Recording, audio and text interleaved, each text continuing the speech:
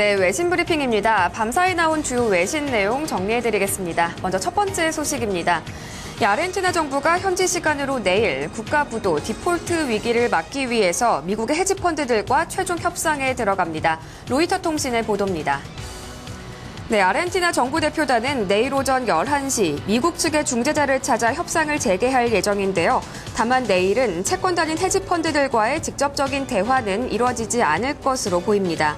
아르헨티나는 오는 30일까지 헤지펀드 채권자들과 합의점을 찾지 못하게 된다면 지난 2001년 이후 13년 만에 다시 국가 디폴트 사태를 맞게 됩니다. 디폴트에 대한 우려감에 이날 아르헨티나 국채 가격은 3% 이상 급락하기도 했습니다. 아르헨티나는 채권단과 최근에 계속해서 채무 조정 협상을 벌여왔지만 큰 진전은 없었는데요. 아르헨티나가 결국 디폴트 사태에 처하게 될 경우 신흥국 시장에 대한 전반적인 투자 심리가 악화될 거라는 우려도 제기되고 있습니다. 네, 이어서 두 번째 소식 살펴보겠습니다. 네, 밤사이 기업 간 M&A 소식도 아주 활발하게 나왔습니다. 미국 최대 부동산 포털 진로우가 2위 업체 트롤리아를 인수하기로 했습니다. 그리고 또 유통업체 사이에 M&A 소식도 있었는데요. 이 소식 블룸버그 통신의 보도로 확인하겠습니다.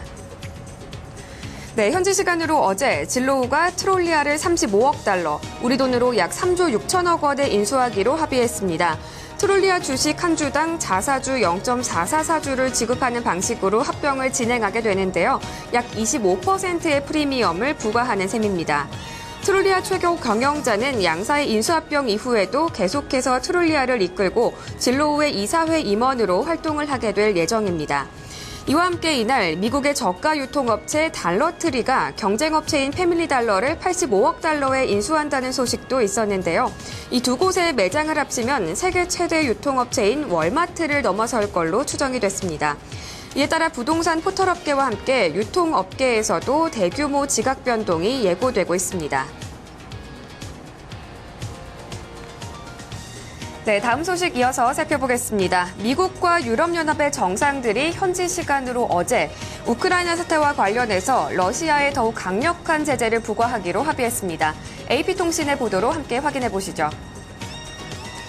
네, 버락 오바마 미국 대통령을 비롯해 독일과 프랑스, 영국과 이탈리아 등 서방 5개국 정상들은 이날 전화통화를 통해서 러시아에 대한 신규 제재 방안을 논의했습니다. 백악관 브리핑에 따르면 EU는 이번 주 중으로 러시아 경제 핵심 분야에 대한 제재를 포함한 신규 제재를 부과할 예정인데요.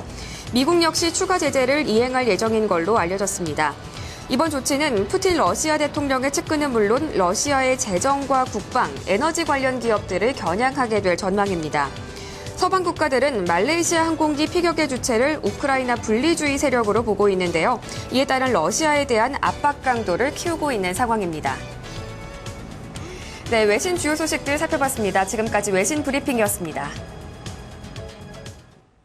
네, 자 이렇게 외신 소식까지 1부에서 쭉 살펴봤습니다. 자, 토마토 모닝쇼 1부는 여기서 이제 인사드리고요. 저희는 잠시 후에 2부에서 다시 뵙도록 하겠습니다.